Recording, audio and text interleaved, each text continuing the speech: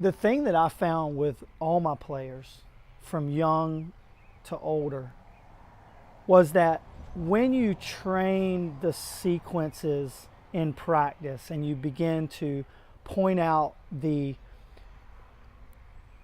idea of managing risk and high percentage patterns versus low percentage patterns that are linked together, and it's all based on where you receive the ball on the court and where you are on the court, and did you get there and did you get loaded, or were you unbalanced or imbalanced, like balance versus unbalanced.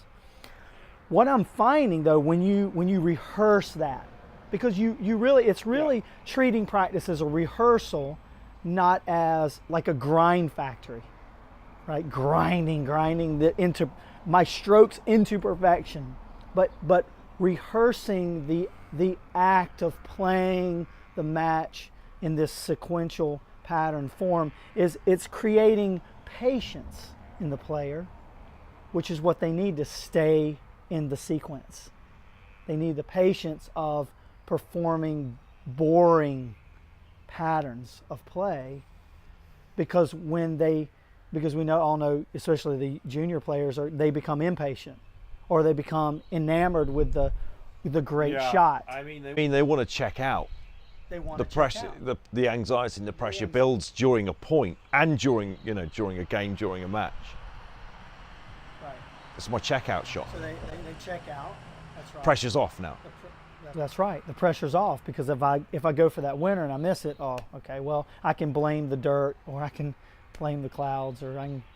Well, I just missed. It's not my day. Or it's not my day.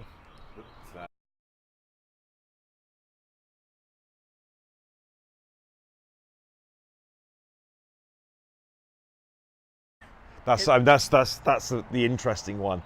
I mean, it's like the other side of the coin to what I was saying earlier about being in the clutch of the match and coming off sequence. The other big threat to the young player, or the player, I'm not saying young, I'm saying everyone, is that you've got being non-sequential, but checking out, because you can't take the pressure. You haven't been trained. So a checkout would be, and you see it time and time again.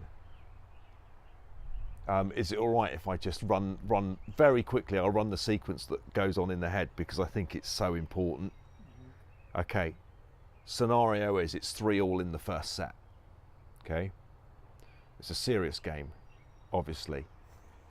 And you haven't played this guy before, and the result will, it will count. It's going to count, and you're 3-3 there. And up until this point, the anxiety levels are there. You're feeling tired because it's under stress. You're under stress, but it's 1-1. Look, you've got a game. Yeah, so it's not going to be a bagel score. Yeah, that's okay. We're past that hurdle. The next one, now you've got 3 games. Okay, so whatever happens in this match, it's going to be a good score. Okay, respectable, even if I lose. Okay, my coach will be happy with me. My parents will be happy with me. My friends, they'll go, that's great, that's okay. And maybe it's just not my day. But next week I'm going to try really hard with my coach. And so what happens? They lose. Right?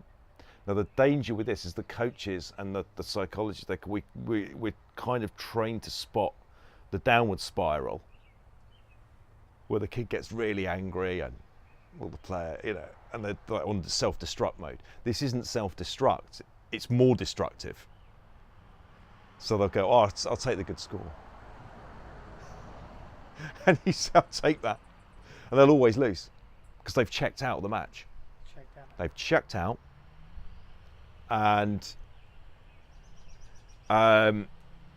normally it's because they haven't prepared and they haven't rehearsed their sequences.